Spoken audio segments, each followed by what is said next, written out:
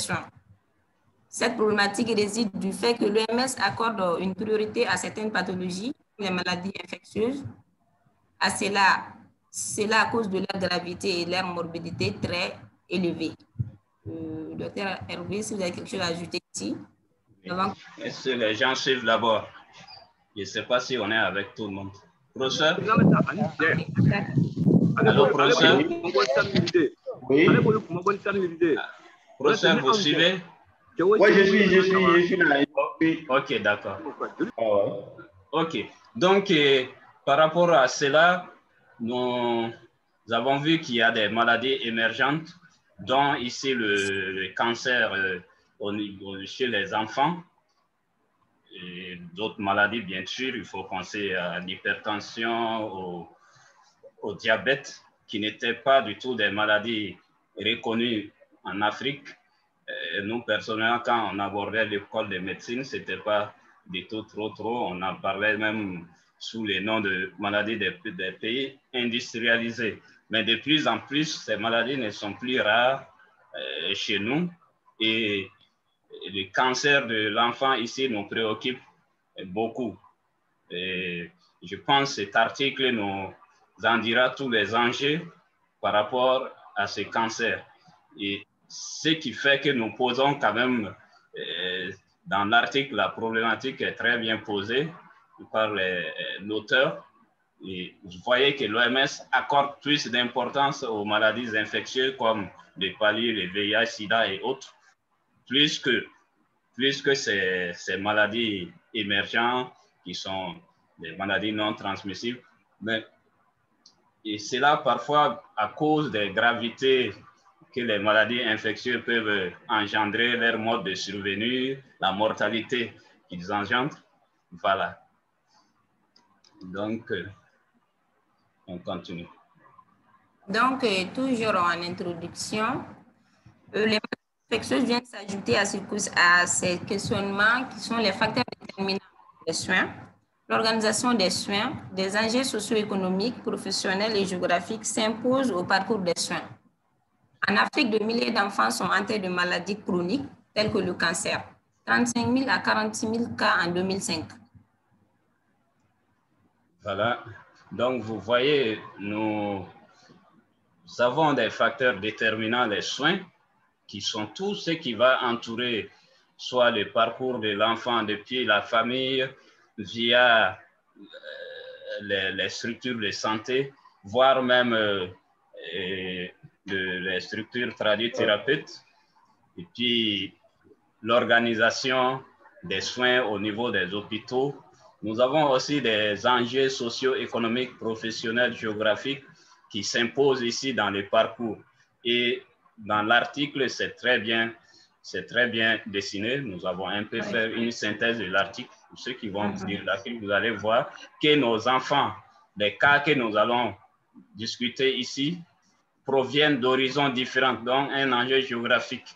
Et puis, parfois, des parents de professions différentes, des parents pauvres, des parents peut-être qui sont un peu aisés, mais toujours est que l'enjeu socio-économique va s'imposer parce que c'est des maladies chroniques dont ils vont beaucoup quand même puiser sur l'économie des familles. Voilà. Et vous voyez en Afrique les chiffres qui sont avancés et c'est des chiffres quand même alarmants.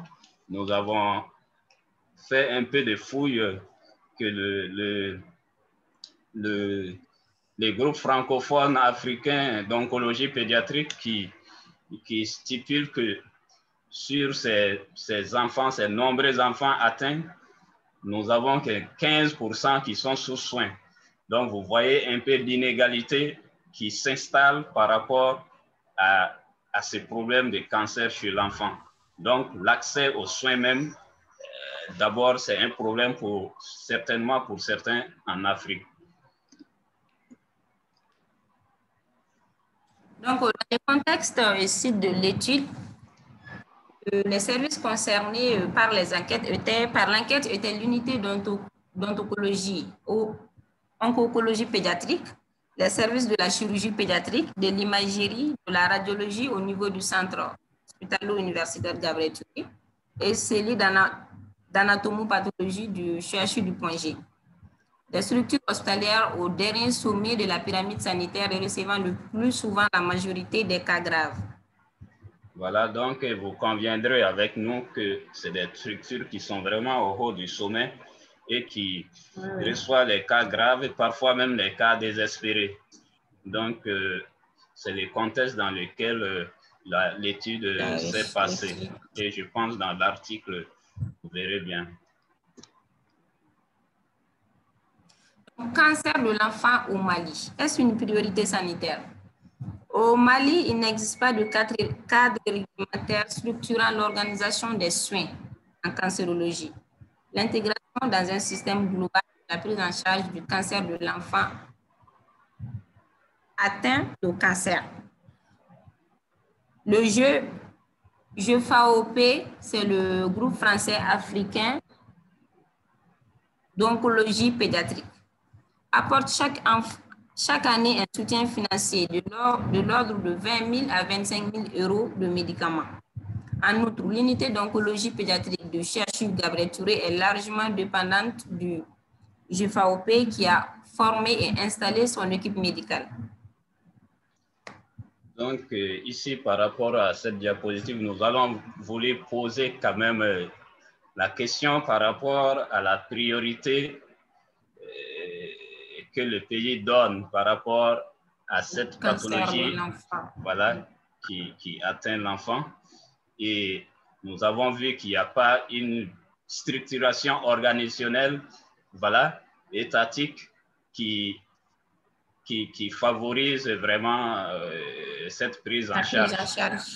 Voilà. Et nous voyons que cela est intégré d'une façon globale dans la lutte contre les cancers.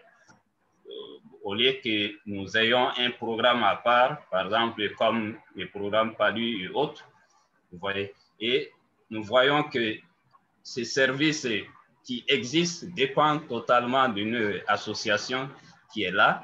Et qui, voilà, c'est le groupe francophone africain d'oncologie pédiatrique qui donne son soutien, non seulement financier, dans la formation, dans le, voilà, l'apport dans certains matériels, l'accompagnement, voilà. Et nous avons vu dans l'article que notre service dépend largement de cette organisation africaine d'oncologie pédiatrique. Au Mali comme ailleurs, tous ces drames sont aujourd'hui documentés et constituent des défis intellectuels et institutionnels auxquels les autorités médicales et politiques doivent faire face pour contrer cette maladie en pleine expansion. Voilà, je pense que l'auteur est là et conviendra avec nous sur cette explication qu'aujourd'hui, nous avons suffisamment de documentation par rapport à ces drames et donc les politiques ne sont pas dupes. Ils doivent quand même essayer de voir et faire face à l'expansion du cancer. Voilà, selon Livingstone en 2012. En effet, il nécessite de systématiser l'organisation des soins en cancérologie de façon à garantir à tous les malades une égalité d'accès à des soins de qualité. Il faut noter l'absence de campagne nationale de dépistage pour ce type de cancer, à la différence de ceux des femmes, comme la campagne de dépistage du cancer du col de l'utérus et des seins, considérée comme une priorité de santé publique. Voilà.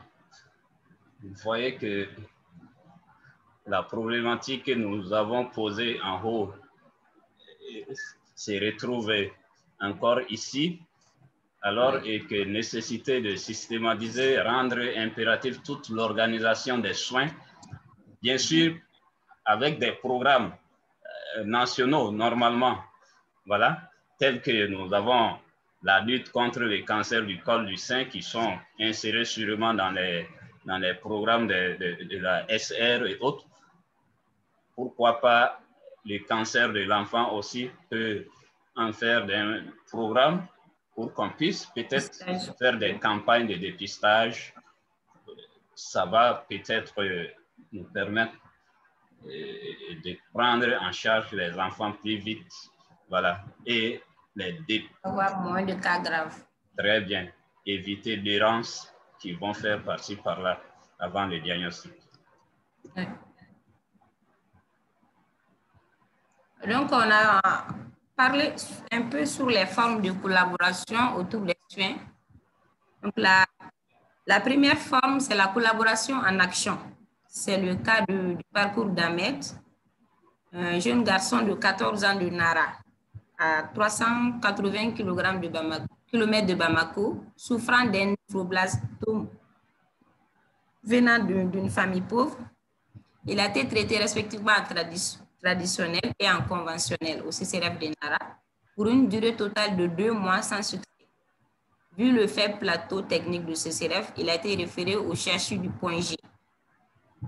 Du Point G, il a été ensuite référé au CHU du Gabriel Touré en oncologie pédiatrique où le diagnostic de néphroblastome fut posé. S'ensuit une cure de chimio, puis transféré en chirurgie pédiatrique, et d'où il a été enfin opéré le 29 août 2012. Ainsi, après un examen d'anatomopathologie, le diagnostic fut annoncé aux parents d'Ahmed. La conclusion, un aspect histologique d'un néphroblastome. Les parents d'Ahmed suivent tous les rendez-vous. C'est ainsi qu'en 2013, Ahmed gagne son combat contre le cancer avec une rémission totale. Voilà, vous voyez que notre première approche dans la collaboration, qui est une collaboration active, ici, fait dans le cas d'Ahmed. Ahmed, un petit enfant venant de la brousse. On en a parlé des enjeux géographiques.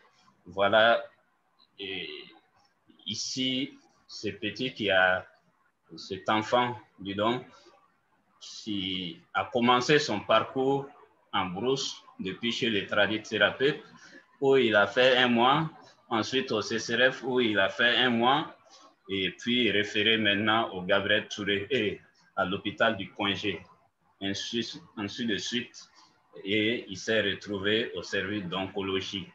Et ce qui est capital ici, c'est un peu la qualité du parcours et de la communication qu'il faut mettre quand même en exergue dans cette première collaboration. Et ça, on voit que le parcours est presque un peu typique. Tout a fonctionné un peu très bien parce que entre les parents, les agents de santé, à part peut-être le retard qu'il a pris en périphérie près du tradithérapeute et puis le CCRF, le reste, la communication s'est bien passée, tout s'est bien passé et les parents ont été informés de ce que l'enfant faisait. Et si ils se sont mis malgré leur état de pauvreté, ils se sont pliés à tout. Et voilà, Ahmed a gagné son combat. Donc, la deuxième forme est la collaboration en construction. C'est le cas de Mouriké, un enfant de 8 ans qui habite à Bamako avec des parents riches. Il a été diagnostiqué tôt de néphroblastome au service d'oncologie de CHU Gabriel Touré en mars 2011. Il a été transféré dans le service de chirurgie pédiatrique après avoir reçu une première cure de chimiothérapie et opéré le 20 octobre 2011. Un examen d'anapath confirme le diagnostic et a permis d'indiquer l'évolution et la conduite à suivre. Rentré à la maison après l'intervention, sans passer par le service d'oncologie, Mouriké revient 6 mois plus tard en consultation pour le récidive de sa tumeur. Il revient dans le service d'oncologie après quelques altercations entre chirurgiens et oncologues. Il meurt en avril 2013. Interruption de la chaîne de la prise en charge à cause de problèmes de communication intervenus entre les différents acteurs qui s'accusent mutuellement. Une mauvaise communication avec les parents ou une communication qui n'a pas, il s'est pas comprise. L'accompagnement d'un enfant atteint du cancer est fastidieux. Voilà, donc le petit Moriquet, voilà, son cas a été finalement dramatique parce que ici, la chaîne de prise en charge a été interrompue. Et vous avez vu ici Par une qu'il y a mauvaise communication. Voilà, il y a eu un problème dans la communication et nous avons posé la question parce que dans l'article, bon, je sais que l'auteur ne cherchait pas forcément les coupables, mais Oui. la question n'a pas été répondue qui était coupable de ces dysfonctionnements, peut-être les parents, peut-être le niveau soignant. Nous avons vu que Ahmed, quand même, est parti faire son pansement dans un CESCOM. Bon, cela nous a un peu tiqué parce que, quand même, ces genres de trucs, normalement, les soignants ne devraient pas permettre qu'ils puissent aller là-bas. Ils devraient être suivis au niveau du centre. Voilà. Nous avons évoqué ici l'accompagnement fastidieux.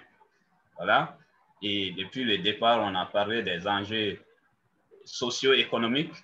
Effectivement, accompagner un enfant atteint du cancer peut être difficile pour des parents. On a vu dans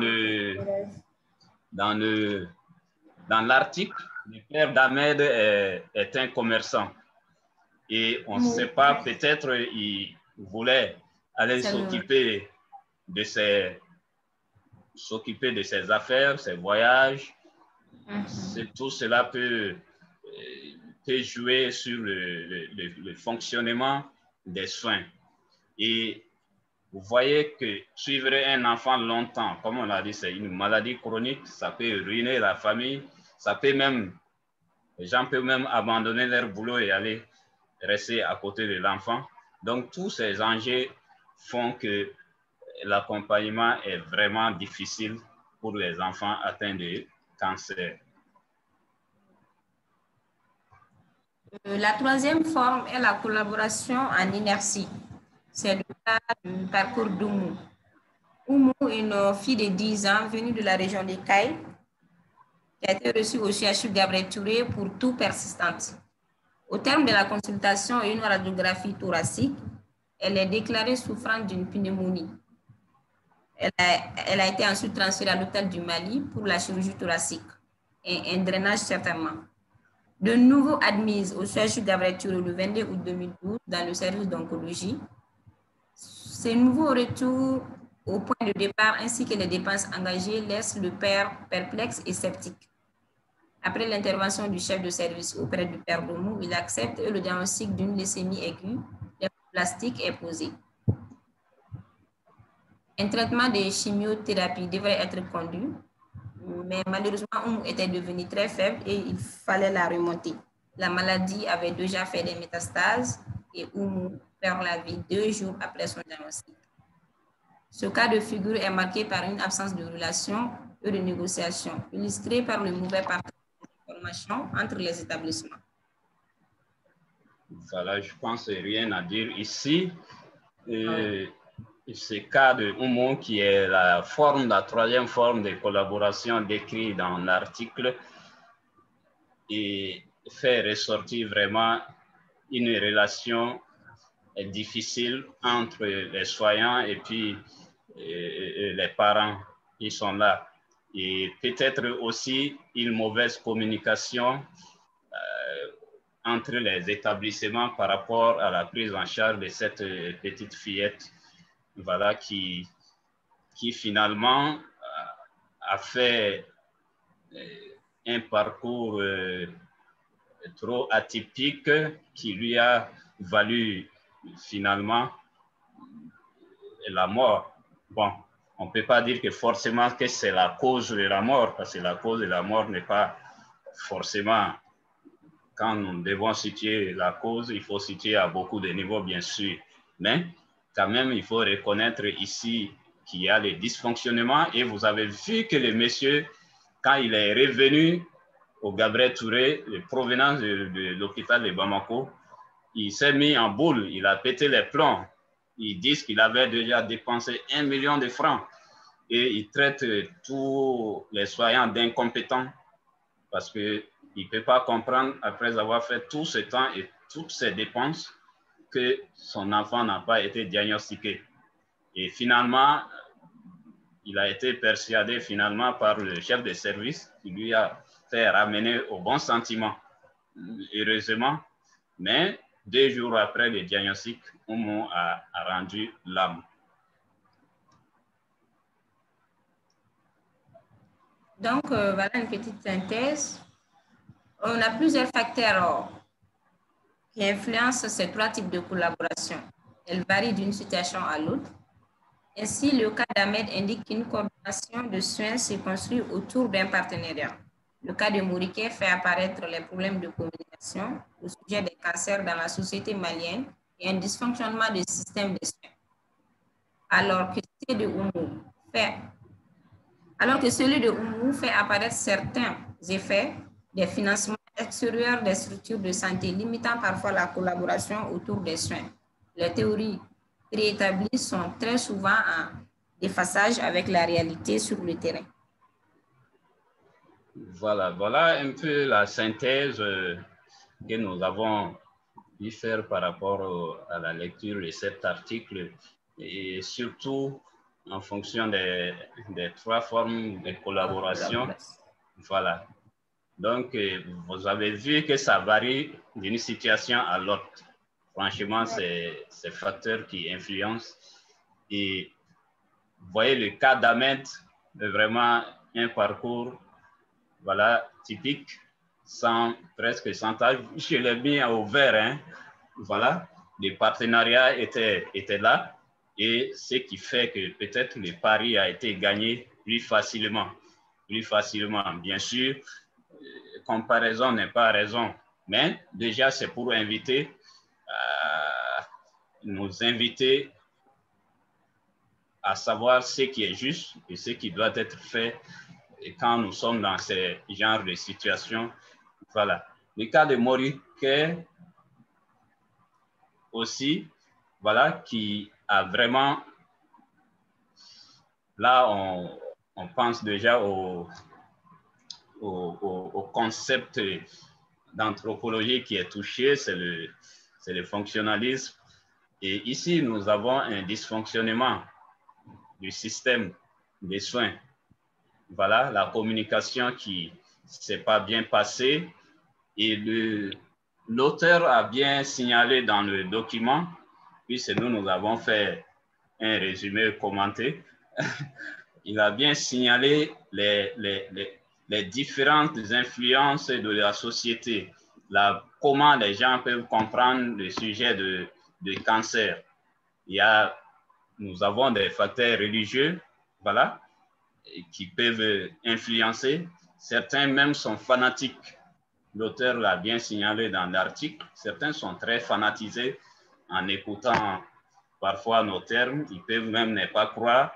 Ce qui fait que, voilà, dans le cas de Moriké, il y a eu les fautes qui se sont rejetées entre les agents aussi et les parents qui ont stipulé que le père a été bien informé, mais sûrement évacué à ses affaires, voilà, croyant, il a vu la masse qui était déjà enlevée du ventre de son enfant, il croyait que c'était fini aussi, quoi. Ça, c'est des explications que certains agents ont dû donner à notre auteur, voilà, par rapport à ces dysfonctionnements. Mais quand même, ce qu'il faut souligner, le plan général, quelque chose n'a pas fonctionné et cet enfant devrait être sauvé peut-être. Alors que le cas de Oumou, voilà, nous fait apparaître ici des problèmes de financement. Nous avons vu dans cette partie, l'auteur a relaté beaucoup les conflits. Je ne sais pas si c'est un conflit d'intérêt. En tout cas, les tiraillements qui se fait entre les gens formés à l'Est et d'autres qui sont formés dans les pays, d'autres pays européens comme la France et puis les États-Unis, d'autres qui sont formés dans les pays de l'Est comme la Russie, qui parfois, il y a quand même une inégalité entre ces soignants. Ceux qui sont formés dans les pays européens et autres comme la France ont parfois plus de privilèges. Et cela crée des frustrations et un dysfonctionnement dans les parcours, dans les services. Vous voyez, ils bénéficient plus de formations, tout. On a même vu l'auteur a signalé qu'au niveau de l'oncologie, les médecins ont la possibilité d'envoyer directement des spécimens en Allemagne où ils ont des partenariats. Et nous voyons que le niveau du point G où l'unité se trouve, et ils trouvent ça injuste.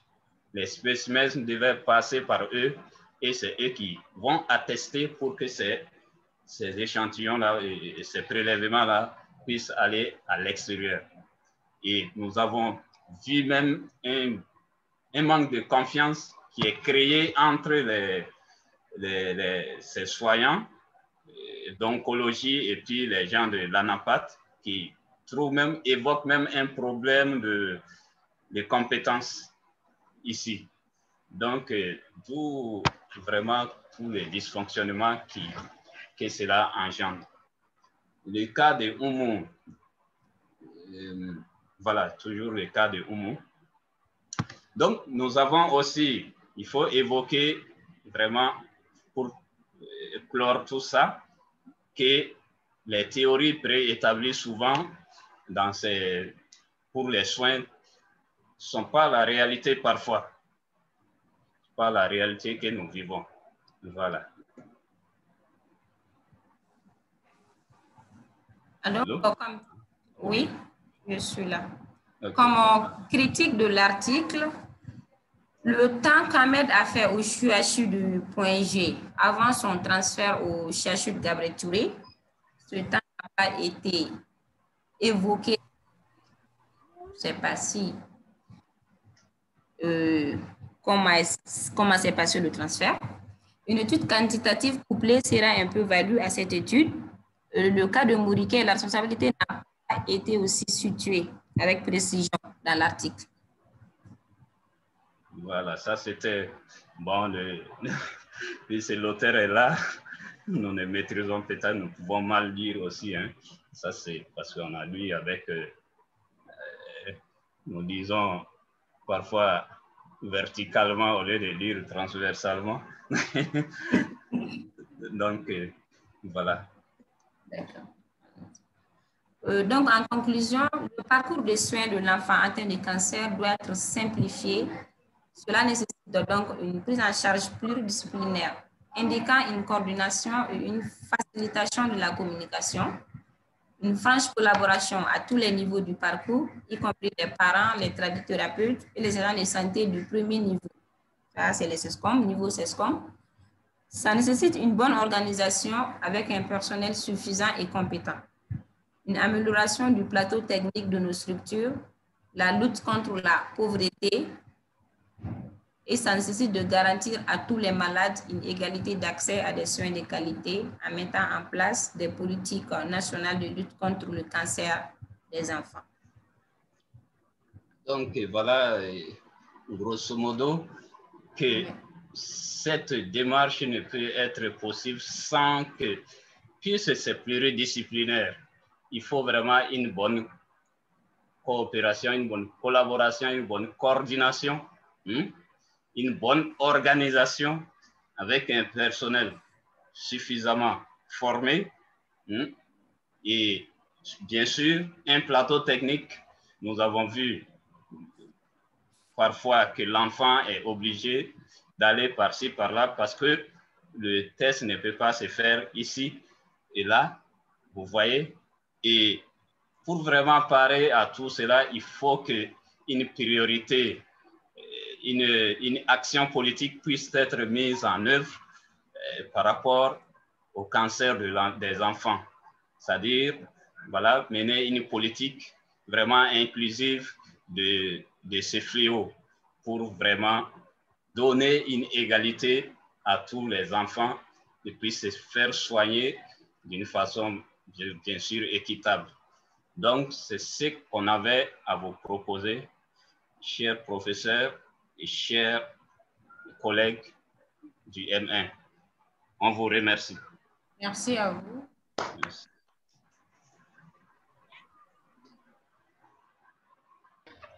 Bravo. Hein? Ouais, merci beaucoup. Professeur. Merci. Donc, on va d'abord attendre des questions. S'il y a des collègues, vos collègues qui ont des questions ou des points d'éclaircissement, vous allez d'abord essayer de les répondre et après, je vais te dire ce que je ne pense pas. Voilà. En tout cas, bravo et vraiment merci beaucoup. Ça a été très bien présenté. Merci, professeur. Voilà.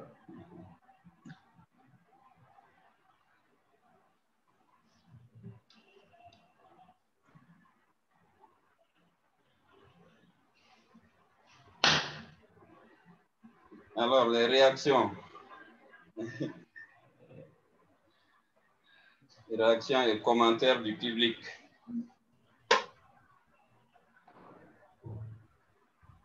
Bonjour, docteur V.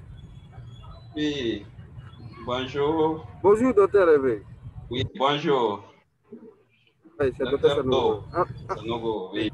Moi, c'est des commentaires. Oui. Oui, oui.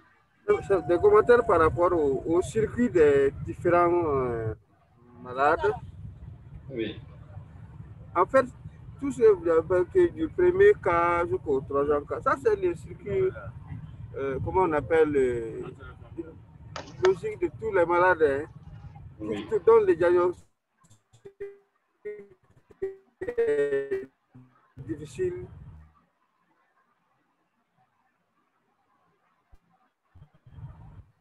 Donc, vous allez voir toujours, les gens vont aller au niveau des CESCOM, après les CESCOM, on revient au CESCREF.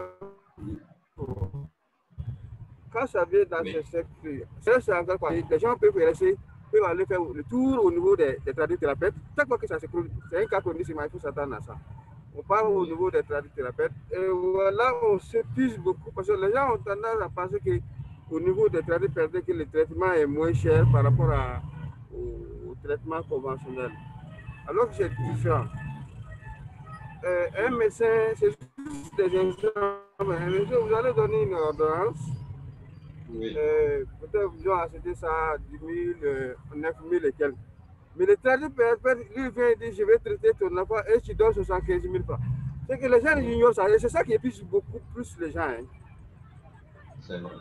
C'est ça.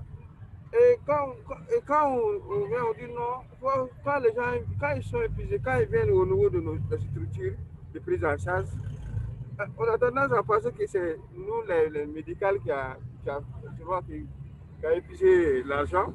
Et souvent, si vous faites attention, il y a toujours des conflits. Oui. Alors, au départ, donc c'est je pense que tous nos gens qui sont, nos collègues qui sont au niveau de la périphérie, d'avoir des réflexes de transfert, quoi. Oui. Parfois, si ça se complique, ça ne sert à rien. Pour moi, ça m'a donné, ça ne sert à rien d'écrire 2 à 3 ordonnances. Si ça ne se fait pas, il faut référer à un niveau supérieur. Ça facilite. Et pour les malades, et pour le niveau supérieur également. C'était un peu le commentaire que j'avais à faire. Merci beaucoup pour la présentation. Merci, docteur Sanogo. Merci. Merci.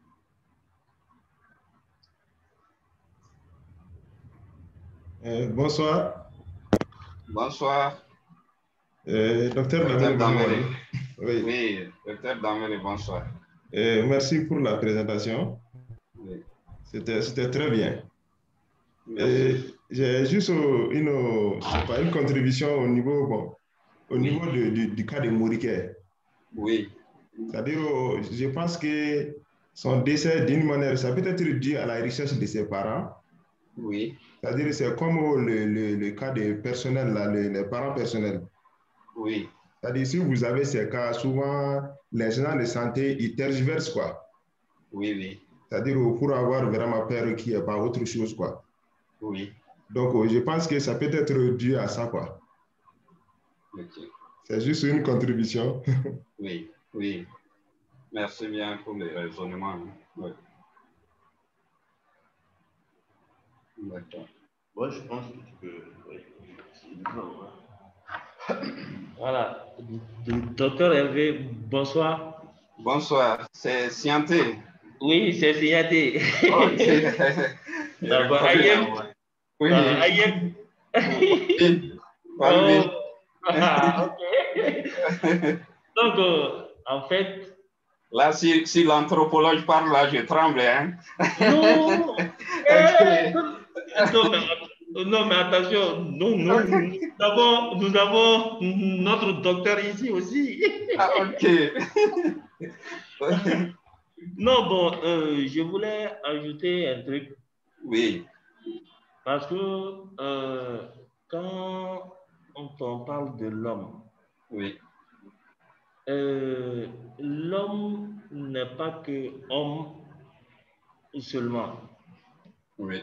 L'homme passe par certaines étapes de la vie. Okay. Et pendant ces étapes de la vie, il doit être, sinon même, il serait imprégné des réalités socio-culturelles et qui peut aussi influencer sa vision sur la vie. Si vous voyez que réellement on est actuellement confronté à un problème, c'est-à-dire d'aller immédiatement au niveau des structures de santé, parce que dans nos cultures, les tradis thérapeutes font partie de notre réalité socio-culturelle et qu'on ne peut pas, à quelque part, s'en passer. C'est comme si quelqu'un va là. Et immédiatement, si quelqu'un te dit Hervé, bonjour, vous êtes content. Mais si quelqu'un vous dit Hervé, Ayem, il y a un déclic ici qui est là. Parce qu'il parle de ton dialecte. D'emblée, vous aurez un petit penchant vers lui. C'est vrai. Voilà. Et que vous allez, c'est indépendant de votre volonté, vous allez avoir un petit, sinon même une petite considération envers la dite personne. C'est clair? Oui. Voilà. Donc, les thérapeutes font partie de notre réalité socio-culturelle. Et ce n'est pas facile que nous nous démarquons de ça et aller directement au niveau des structures de santé. Ce que vous avez souligné aussi, c'est vraiment bien parce que ce que j'ai vu, comme quoi que vous avez souligné une implication de l'État. Effectivement, c'est-à-dire qu'il faudrait que l'État s'implique pour imprégner jusque dans les fins fonds du Mali pour que la population puisse enfin se démarquer. Je sais que ce n'est pas facile, enfin se démarquer pour venir au niveau des structures de santé et faire tout le dépistage. C'est ce côté culturel que moi je veux toujours souligner. Et c'est ce qui oriente toujours l'homme, quoi. Parce que si tu vois que si tu parles de l'homme, il faut parler de sa manière de penser, d'agir, de s'habiller. Tout cela se rapporte à la culture. Donc, il y en a certains comportements qui ne sont pas forcément appréciables, sinon même qui ne sont pas objectifs. Donc, on doit se démarquer de ça. Mais là, ce n'est pas facile. Je vous prends un petit cas. Si vous vous entretenez avec quelqu'un et que, par exemple, si vous prenez une somme avec Issa et que vous n'arrivez pas à vous acquitter de la somme, et que Issa part à la police pour enfin gérer ça. Vous voyez que, bien vrai que la police est une structure qui est mise en place pour gérer ce genre de trucs, mais la police n'est pas insérée dans nos réalités socio-culturelles. C'est pas vrai? Oui. On lui dit que, Fana, Asera fo yero mawa. Ouais. Ah oui. Voilà. Parce que la police est toujours considérée, au vu de la société malienne, sinon africaine, comme étant une structure extérieure à nous, alors que c'est nous-mêmes qui l'avons instaurée. C'est pas vrai? Donc, si on dit au Mali que Karsare, il est malade, il est parti à l'hôpital et donc à Djibara Kassé faut au Romawa. Parce que on pense qu'on doit partir immédiatement chez ces tradis thérapeutes. Et que nous avons eu ces informations depuis notre jeune âge. Et que ces informations, ces croyances ont été transmises par le biais de la culture. Donc, c'est ce que moi j'avais à ajouter. Sinon, j'ai beaucoup apprécié votre exposé. Bravo à vous. Ah, merci, Sianté. Merci. Bonsoir. Bonsoir. Bonsoir, Dr Hervé. Bonsoir à tout le monde. Bonsoir. Je joins ma voix à celle de mes prédécesseurs pour Oui. vraiment vous remercier pour tous les efforts que vous avez fournis. C'est vraiment très, très édifiant. Okay. Voilà, donc j'avais quelques commentaires quand même. Oui. Voilà, donc c'est par rapport à toujours ce que M. Sianté l'a dit, la situation socio-culturelle. Oui. Parce que ce qui se passe, c'est que ces genres de cancers-là, oui, ou bien même les cancers en général, les gens vont penser que ce n'est pas des maladies médicales. C'est-à-dire qu'on attribue la cause à quelqu'un. Voilà, on pense que c'est des bons communément appelés en Bambara. Donc, on ne prend pas ça dans un premier temps comme une maladie médicale qu'on peut traiter. Même si souvent les parents décident de l'amener, tu vas voir au sein de la société, d'autres vont dire non, ça là, moi j'ai vu des cas comme ça, il faut l'amener chez les tradithérapeutes. Ça, c'est un aspect très très important parce qu'on ne prend même pas comme si c'est une maladie vraiment qu'on peut traiter médicalement. On attribue ça à quelqu'un, on va faire des sacrifices, on va tuer des moutons, des chèvres. Hein? Voilà, mais en réalité, ça ne peut que retarder vraiment l'évolution. Voilà, ça c'est un premier aspect. Et cela est valable pour tous les cancers. Les gens ne prennent pas ça au sérieux par rapport sur le plan médical. C'est ce que je voulais dire sur le plan socio-culturel. Maintenant, cela est forcément lié aussi aux tradithérapeutes. Parce que si on n'amène pas chez les médecins, on va les amener chez les tradithérapeutes. Maintenant, il y a la méconnaissance que je voulais parler, non seulement au niveau de la société, non seulement aussi au niveau chez les tradithérapeutes, mais aussi chez les agents de santé. Parce que vous conviendrez avec moi que certaines structures périphériques, il n'y a pas de personnel qualifié. Ça, dans beaucoup de zones. Donc, ils ne connaissent pas en réalité la maladie là. On ne peut pas comparer la maladie, les cancers des enfants avec le cancer du col de l'utérus. Ça a été tellement médiatisé que les gens, tout le monde connaît maintenant presque.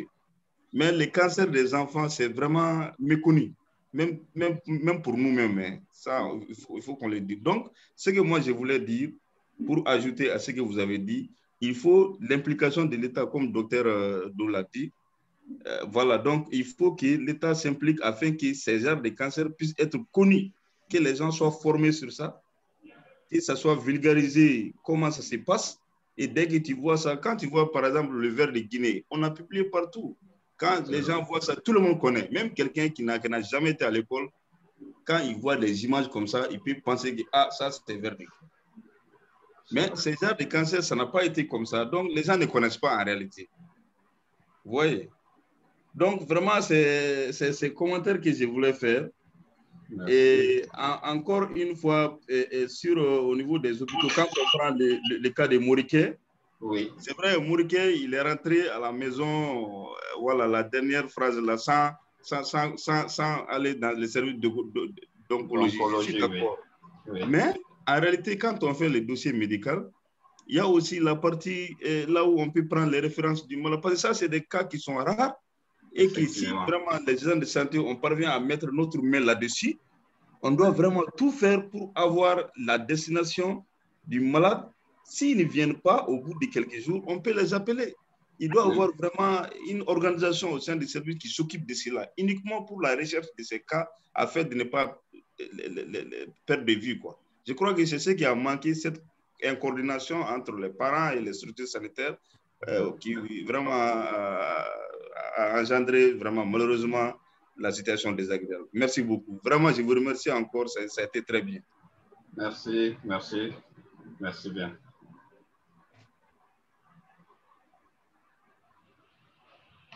Bon, je pense que... Ouais, je pense que, voilà, on va attendre que l'équipe réagisse peut-être à ces... C'est pas c'est des questions ou c'est des... Il faut que je vérifie, voilà, le micro. Donc, Hervé et son équipe, est-ce que vous pouvez voilà, réagir un peu par rapport à ces interventions-là?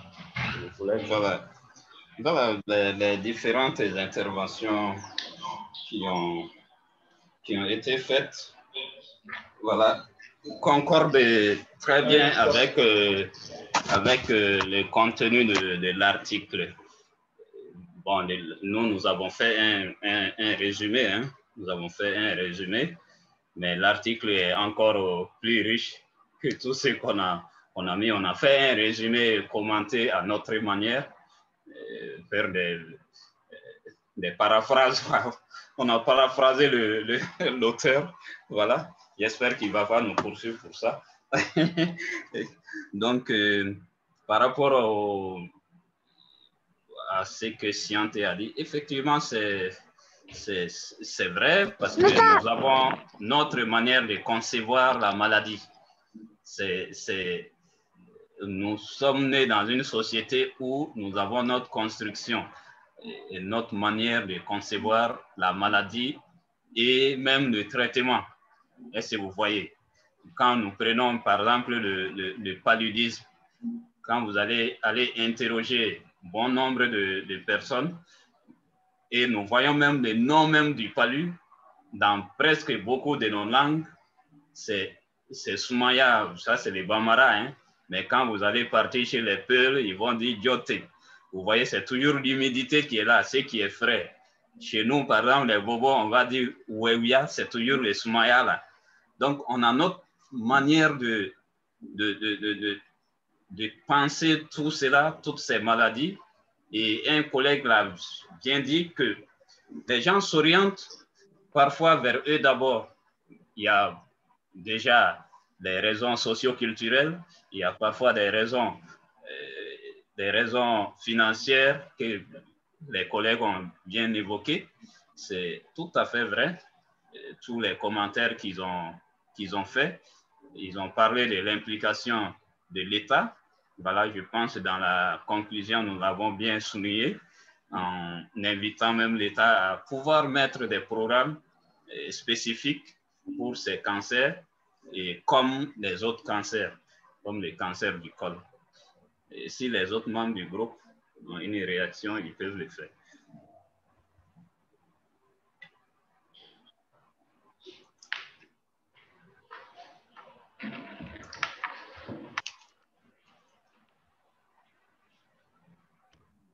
Si l'équipe n'a pas de réaction, on va les remercier. Vraiment, ça a été très bien présenté.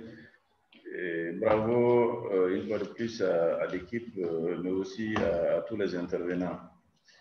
Alors, donc, je vais rapidement peut-être vous dire quelques éléments par rapport à l'article là. Ça, c'est un article que j'ai tiré un peu dans ma thèse parce que quand j'étais en train de faire mes enquêtes au niveau de Gabriel Touré, j'ai passé à peu près 3 mois au niveau de l'unité oncologie.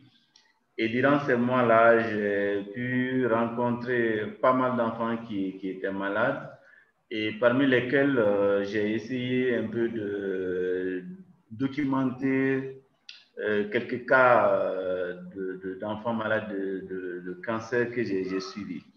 Alors, parmi ces cas-là, c'est les 3 cas que j'ai vraiment documentés dans le cadre, par exemple, d'une collaboration entre différents services dans le cadre de la prise en charge du cancer. Je ne vais pas répéter ce que vous avez dit. Le cancer, c'est vraiment une maladie dont la prise en charge ne peut pas se faire par un seul spécialiste ou encore par un seul hôpital. Vous avez les oncologues pédiatres, vous avez les chirurgiens de la pédiatrie, vous avez aussi les services d'anatomopathologie qui font aussi les analyses un peu pour voir le niveau souvent des cellules nécrosées suite à la séquence de cure là. Alors donc, c'était de mon point de vue assez intéressant. Maintenant, de documenter un peu d'abord les cancers des enfants parce que la spécificité de cette maladie, mais aussi particulièrement concernant les enfants, c'est que tellement que ce n'est pas médiatisé, seulement c'est les enfants, les parents des enfants malades, ou c'est quand un parent a son enfant malade de cancer qu'on se rend compte effectivement qu'il y a le cancer des enfants. C'est-à-dire beaucoup de parents m'ont dit qu'ils ne savaient pas qu'il y avait le cancer des enfants jusqu'à ce que leurs enfants attrapent cette maladie-là. Donc ça montre une fois de plus un peu la place de l'enfant dans notre société, mais aussi dans les systèmes sanitaires. Parce que moi, un de mes objectifs, c'est un peu ça, c'est de montrer un peu jusqu'à présent par rapport à la représentation de l'enfant par rapport, c'est-à-dire que en termes de fréquentation des services de santé, mais aussi ce qui est fait à l'enfant pour que ces enfants soient demain très bien. Parce qu'on l'a dit, hein, ça c'est les psychologues qui l'ont dit ou les psychanalystes qui l'ont dit. 80% de nos maladies qu'on développe pendant l'âge adulte, c'est-à-dire qu'on leurs racines dans notre enfance. Donc, il faut vraiment faire tout pour qu'on développe des services de santé assez bien pour les enfants. Quoi. Donc, d'abord, ça, c'est un premier truc par rapport aux enfants. Et quand j'ai commencé à fouiller, je me suis rendu compte que pratiquement, en termes de sciences sociales, il y a une Anglaise qui a travaillé, Livingston, je pense que c'était en Ouganda, sur le cancer un peu des enfants. Sinon, pratiquement, il n'y a aucun travail qui est fait sur le cancer des enfants. Voilà. Les seuls travaux qui existent, c'est un peu les thèses qui sont réalisées au niveau du service d'oncologie pédiatrique sous la direction du professeur Togo et son équipe. Quoi. Sinon, pratiquement, ça n'existe pas. Donc, pour moi, c'était quand même une occasion pour montrer un peu, en documentant ces cas-là, comment les gens pouvaient se rendre compte de la façon dont ces enfants sont pris en charge. Maintenant, vous vous rendez compte un peu des cas, comment j'ai rencontré les enfants, parce que c'était important, parce que c'est des enfants que j'ai rencontrés à un stade d'évolution de leur maladie. Et le cas que j'ai vraiment poursuivi, c'est le cas de Ahmed qui a guéri. Et là, c'est parce que, comme je l'ai toujours dit, c'est que je suis un peu, je ne suis pas visible, mais c'est moi qui suis là-dedans. C'est-à-dire cet enfant, je l'ai rencontré quand il était encore en train de faire des démarches pour pouvoir, il était au 2e ou au 3e cure, parce qu'il avait un gros ventre lié à son néphroblastome. Il était accompagné par des parents, par une grand-mère qui ne parlait pas bamana, et puis une autre femme qui avait été déléguée parce que, entre guillemets, c'est des familles considérées comme des esclaves. En fait, c'est l'enfant du berger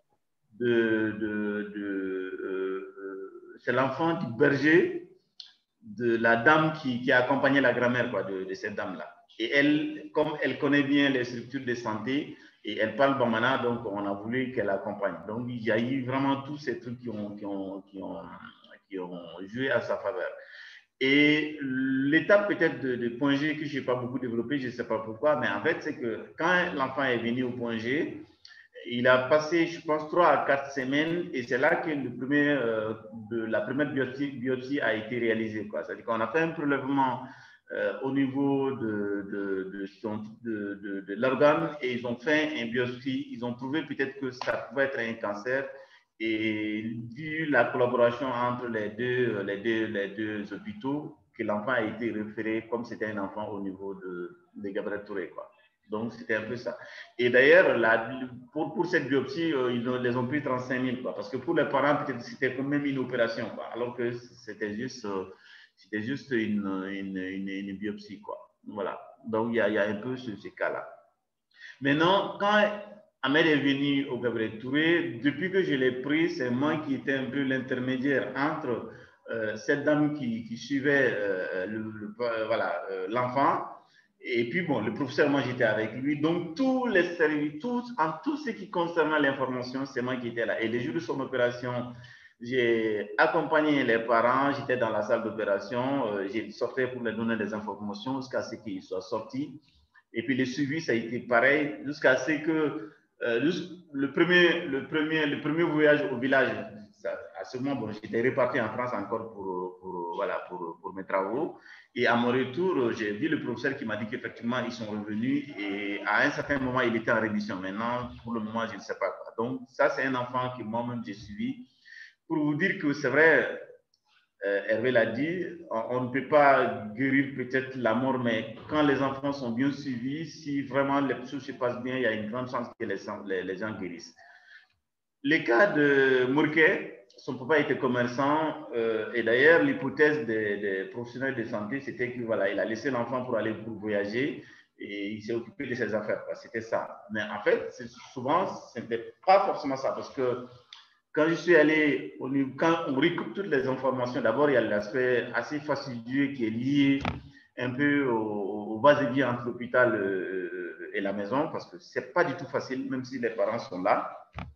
Et pour les parents, ça c'est les chirurgiens pédiatriques qui me l'ont dit, pour les parents, c'est-à-dire que pour quelqu'un qui n'est pas allé à l'école, quand ils opèrent et qu'ils montrent la masse qui était dans le ventre de leurs parents pour leur montrer que bon, voilà un peu le mal, pour les parents, pour la plupart des parents, vraiment, l'enfant est guéri, quoi.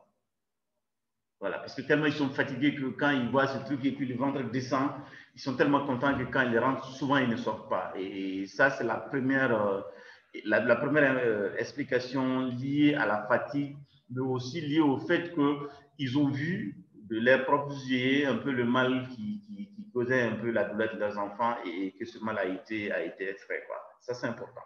Mais le deuxième élément qui est important, mais qui n'a pas été fait, d'abord en termes de suivi, comme un de vos collègues l'a dit, c'est qu'il y a le dossier du malade qui est là, qui normalement, pour des cas de perte de vue, c'est-à-dire normalement, il devrait activer, et d'ailleurs, ce qui s'est fait souvent, mais même si les parents ne viennent pas, ils le font souvent. Pour ces cas, ce suivi n'a pas été activé.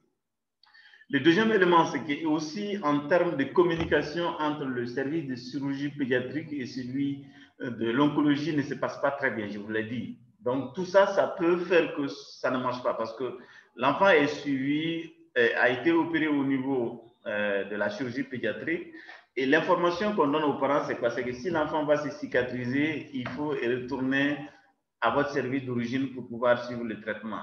Et d'après le parent, il a dit que l'enfant était, les pansements se faisaient au niveau d'un CESCOM et que l'enfant aurait mis 1 mois avant de se cicatriser, quoi. Donc vraiment, il y a énormément de problèmes. Ce n'est pas seulement les parents, ce n'est pas seulement en chirurgie pédiatrique, ce n'est pas non plus en oncologie, mais la responsabilité elle doit être partagée. Ce qui fait que je ne me suis pas hasardé, je vous ai décrit pour que chacun voit la complexité de la situation pour situer les responsabilités, quoi. Elle est partagée. Mais si les gens se mettaient ensemble, peut-être que ça pouvait ne pas se passer comme ça. C'est ce que j'ai voulu mettre, voilà. Donc, l'objectif, ce n'est pas de situer les responsabilités, mais de montrer la complexité, mais aussi quel est l'intérêt de se mettre ensemble pour que ça puisse marcher. Le troisième cas, qui est le cas de Oumou, c'est aussi un cas assez paradigmatique un peu de fonctionnement de nos structures de santé. Vous le savez très bien, Oumou, quand elle est venue dans la nuit à l'hôpital. Et le lendemain, c'est-à-dire que vous imaginez, quoi, tout le monde était là et le premier diagnostic qui a été posé, la première hypothèse, c'était ça pouvait être une tuberculose, quoi. Voilà, je pense que c'était ça. Ce sont des tuberculoses un peu compliquées parce qu'elle avait des puits au niveau, je sais pas, des poumons et tout ça. Et il fallait un chirurgien thoracique qui était à l'époque au niveau de l'hôpital du Mali et l'enfant a été transféré avant même que les services d'oncologie pédiatrique soient associés en termes de consultation, quoi. Donc ça peut arriver. Donc l'enfant est arrivé la nuit et le matin, ils ont posé un diagnostic et ce diagnostic a été confirmé par les radios qui ont montré vraiment la présence de puits ou de liquide au niveau des poumons et c'est comme ça que l'enfant a été dirigé au niveau de ces services.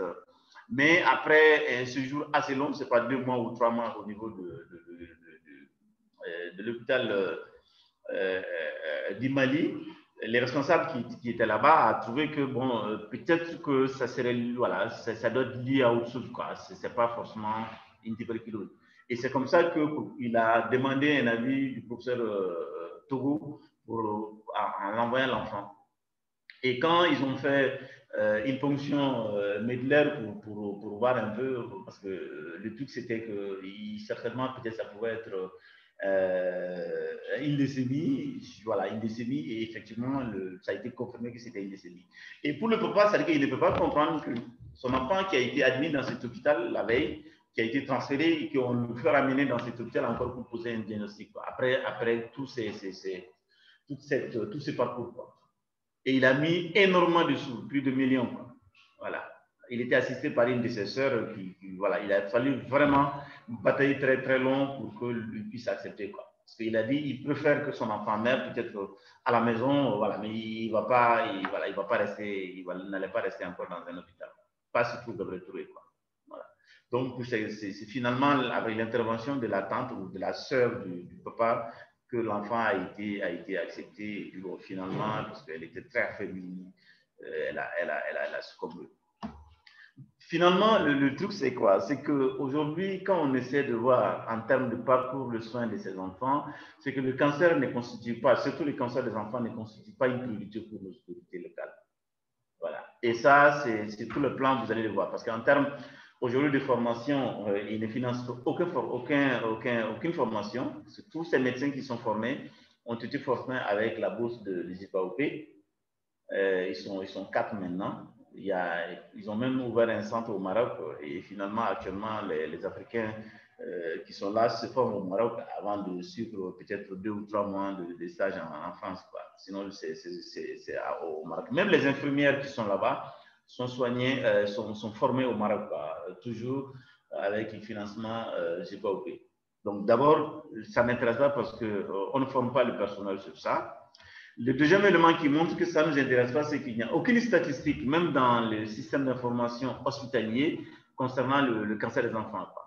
Vous avez des données de l'unité oncologie pédiatrique qui sont compilées, qui sont données au niveau de l'hôpital et qui sont dans la base, mais quand vous voyez le système d'information hospitalier, ça n'existe pas.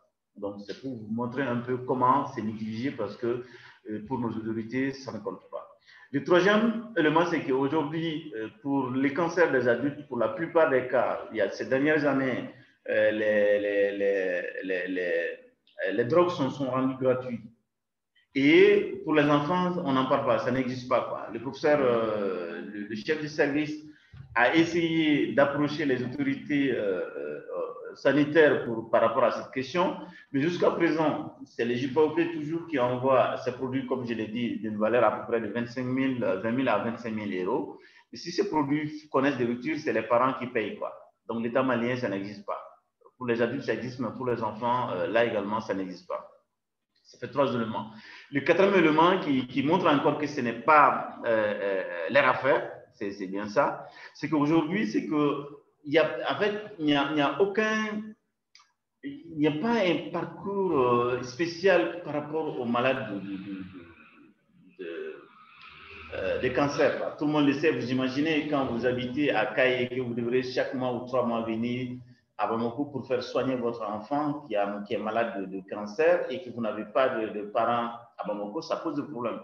Et c'est des malades dont, par exemple, il faut une maison, par exemple, de mère. C'est-à-dire que tous les gens qui viennent de l'intérieur, quand ils viennent pour le suivi, il faut que l'État construise, par exemple, une maison aménagée, un appartement dans lequel voilà, tout le nécessaire est là. Quand les parents viennent avec quelques trucs, qu'elle prépare et qu'elle puisse se loger dans cette maison le temps de suivi de l'enfant pour rentrer.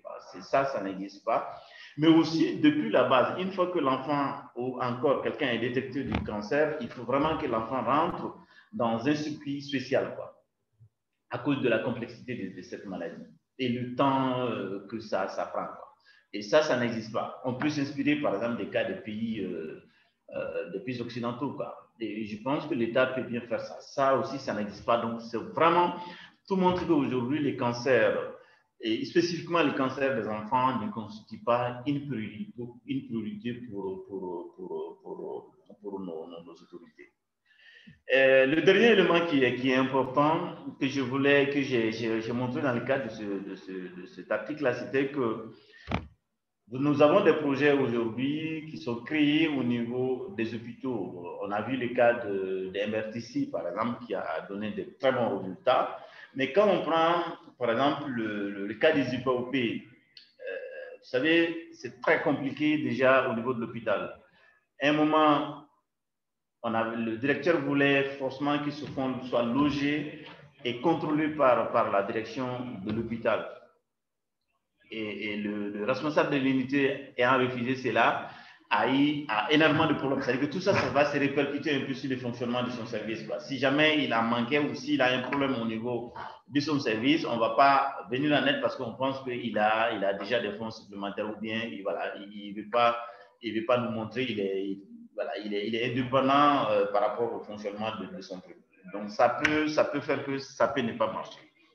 Le deuxième élément par rapport à ces projets financiers, c'est quoi? C'est que ça peut créer des frustrations ou encore de la jalousie chez les autres collègues qui sont là. Quand je prends le cas, par exemple, des IPOP, c'est que tous les professeurs ou encore les intervenants qui sont au niveau de l'oncologie pédiatrique bénéficient par année, c'est-à-dire des formations ils participent aux congrès les plus top, quoi, en termes de prise en charge des cancers. Donc, ils sont au courant, ils sont au niveau top, c'est-à-dire des informations sanitaires par rapport à la prise en charge des cancers de l'enfant, que ce soit aux États-Unis, que ce soit en France, partout, ils participent.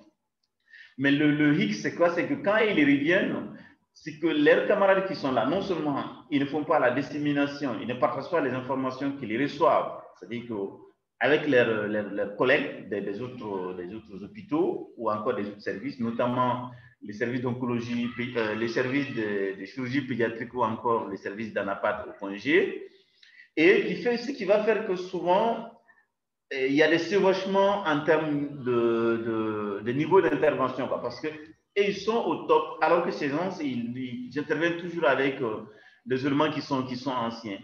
Ce qui fait que quand quelqu'un qui est en chirurgie pédiatrique donne une information ou écrit, ou encore comme on l'a vu par exemple au niveau de l'anapath, quand ils rendent des résultats, c'est que au niveau de l'oncologie pédiatrique, on prend ces informations avec pincette parce qu'on se dit, bon, ils ne sont pas assez compétents, quoi. On cherche à avoir ces informations, comme on nous dit, ailleurs, parce qu'ils sont dans des grands réseaux internationaux.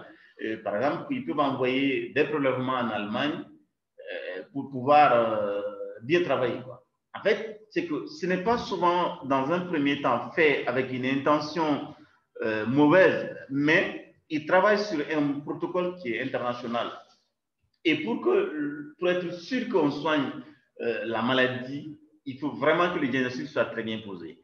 Et comme ils l'ont dit, ils disent qu'au niveau du Mali, ceux qui sont au niveau de l'ANAPAT, c'est des anatomopathologistes qui sont généralistes, et que dans ces pays, vous avez pour chaque type de cancer, par exemple, que ce soit la leucémie, que ce soit l'infoblastome ou encore la maladie de Hodgkin, c'est des gens qui sont spécialisés dans chacun de ces cas de cancer. Donc, quand vous vous adressez à ces cas, à ces surspécialistes, vous avez beaucoup de chances d'avoir un diagnostic qui est beaucoup plus précis que quelqu'un qui est généraliste. Donc, et ils font dans ces cadres-là. Mais seulement, en termes de collaboration, peut-être qu'il faut impliquer ces gens dans la prise de décision, et ce qui n'est pas fait. Et là, au niveau de leurs collègues, souvent, c'est considéré comme... voilà, c'est un manque de considération pour eux. Et même dans les réunions, ils pensent que c'est manifeste, quoi, parce que quand ils font les réunions, soit les professeurs envoient un interne, c'est-à-dire qui ne vous prend de rien, qui ne pourra rien dire, c'est-à-dire que c'est juste pour dire que j'ai envoyé quelqu'un, ou bien si c'est lui-même qui vient, il va venir à 30 à 45 minutes de retard. Donc, ils pensent qu'ils ne les considèrent pas du tout, quoi. Or, la prise en charge, comme vous l'avez vu, ça ne peut pas marcher sans eux. Donc, ce qui fait que souvent, en tout cas dans le cas précis de ce projet, j'essaie un peu de montrer, voilà, que c'est bien le projet parce qu'ils sont au top, ils ont ce qu'il faut pour faire leurs travaux, mais du point de vue en termes de collaboration, en termes de partage d'informations, ça ne se fait pas comme il faut et malheureusement, les malades en pâtissent beaucoup, quoi. Parce que même en termes de partage d'informations, c'est-à-dire que normalement, pour des cas comme ça, il faut un dossier, peut-être soit en termes électroniques, ou un dossier qui doit être vu par les trois. Ou bien quand même, il faut une réunion, soit par semaine ou par mois pour faire le point, quoi, des enfants qui sont suivis et qui doivent faire quoi, quand et comment, avec qui. Tout ça, il faut que ça se passe. Mais malheureusement, ce n'est pas encore le cas. Voilà. C'est assez, c'est un peu difficile. Le professeur Togo, il a lu l'article, voilà, je pense qu'il a tiré les leçons là-dessus. Je l'ai partagé avec lui, voilà. Mais c'est vraiment comme ça, quoi. Tel que ça fonctionne maintenant, c'est très compliqué, quoi. Ça ne marche pas. Voilà, parce que chacun est isolé dans son coin, chacun travaille dans son coin. Alors que les sujets sur lesquels vous travaillez, c'est des sujets qui sont à l'intersection de 3 ou 4 intervenants, y compris les parents. Donc, tant que les gens ne s'impliquent pas davantage, ça va toujours donner des résultats un peu compliqués. Voilà. Donc, y compris l'État. L'État, c'est vraiment le premier responsable. Il s'en fout. L'État, ça ne l'intéresse pas du tout, ce truc de cancer des enfants. Maintenant, j'avais un moment demandé au professeur si, parce que moi, j'ai même, on est en train de travailler encore sur un autre article concernant la communication autour du cancer de l'enfant. Peut-être on va voir, je l'ai dit, si on peut faire en termes de plaidoyer, peut-être avoir une commission de la santé au niveau des députés, et puis aller vraiment exposer des cas comme ça avec nos articles et avec tout aussi le travail qu'il fait pour que vraiment on puisse interpeller les autorités sanitaires par rapport à ce qui se passe au niveau de ces enfants qui sont, il faut le dire, très fatigués, dont les parents sont très fatigués. Alors que le cancer des enfants, quand on intervient, ça a beaucoup de chances de guérir que le cancer des adultes. Mais le développement également du cancer de l'enfant, on m'a dit, bien sûr, je ne suis pas technicien, hein, c'est beaucoup plus rapide que celui des adultes, quoi. Voilà. Il y a des enfants que j'ai vus, il y avait un enfant de magistrat qui était un grand dessinateur d'ailleurs, qui m'a fait un premier dessin, mais malheureusement, le deuxième dessin, il n'a pas pu le faire. c'est un enfant, ses parents étaient à Caille et c'est son oncle qui était à côté de lui. Un jour, il a refusé de parler à son père qui a téléphoné. Il a carrément refusé, quoi. Il s'est mis en boule contre ses parents. Et puis la raison, c'était quoi? Il dit, mais pourquoi est-ce que les parents l'ont laissé dans la main de son oncle et qu'ils ne viennent même pas le voir, quoi? Et à cause de ce refus-là, les parents sont revenus le lendemain pour le voir. Oui. Sûrement, je les connais. Ah, n'est-ce pas? Hein? J'étais le médecin de famille de ces gens-là. Ah, mais ça trouvait que l'enfant déjà était à Bamako. Ah, bon, oui, oui. Voilà. Et puis finalement, ils sont venus, ils sont rentrés avec lui. Je crois qu'il est peut-être décédé en famille là-bas parce que quand ils sont venus, ils sont. Oui, voilà. Il est décédé, l'enfant là. Voilà. C'est ça. Il était un très grand dessinateur. J'ai un de ses dessins. Ouais. Vous voyez un peu. C'est-à-dire, c'est pour vous montrer un peu comment, déjà au niveau des enfants, ils peuvent vivre ces situations, quoi. Les parents ne sont pas. Ouais, c'est pas très facile, quoi. Voilà. Donc, c'était un peu l'objectif du truc. Bon, maintenant, les papiers moumou, on les fait, hein, on ne peut rien. Voilà. Il y a aussi une association des parents d'enfants malades ou décédés de cancer et qui est en train de faire des trucs. Là aussi, je suis membre. Pour le moment, je n'ai pas encore participé au truc, mais on a parlé ensemble pour voir voilà, ce que je peux faire avec eux, quoi. Voilà. On essaie vraiment de nous rendre un peu audibles pour que ça soit visible, pour que les enfants puissent enfin peut-être bénéficier d'un peu d'attention, quoi, parce que c'est eux l'avenir. Voilà, c'est eux l'avenir. Voilà. Donc, Hervé, pour les cas, voilà un peu l'éclaircissement par rapport au truc. Je suis parfaitement d'accord par rapport à vos suggestions concernant le couplage d'une enquête quantitative et quali, quoi. Ça serait parfait si on peut faire ça. Vraiment, ça serait merveilleux. Je suis parfaitement d'accord avec là-dessus, quoi. Voilà. Oui. C'est une bonne proposition. Je suis d'accord. D'accord. Voilà. En tout cas, merci pour l'article. Ça nous a vraiment... C'est comme l'autre article, quand on le débute, on a envie de le savourer jusqu'au bout, quoi. Oui, oui. C'est vraiment intéressant pour ça. Merci beaucoup. Oui. Oui. Merci beaucoup. Voilà.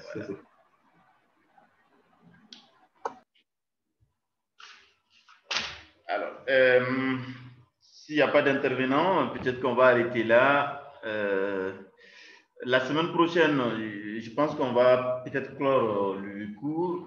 Je vais voir si je peux venir déjà, si ce ne serait pas fait avant, avec des sujets que je vais vous balancer et vous allez vous constituer en groupe pour les traiter, quoi, et les rendre peut-être dans 1 ou 2 semaines après.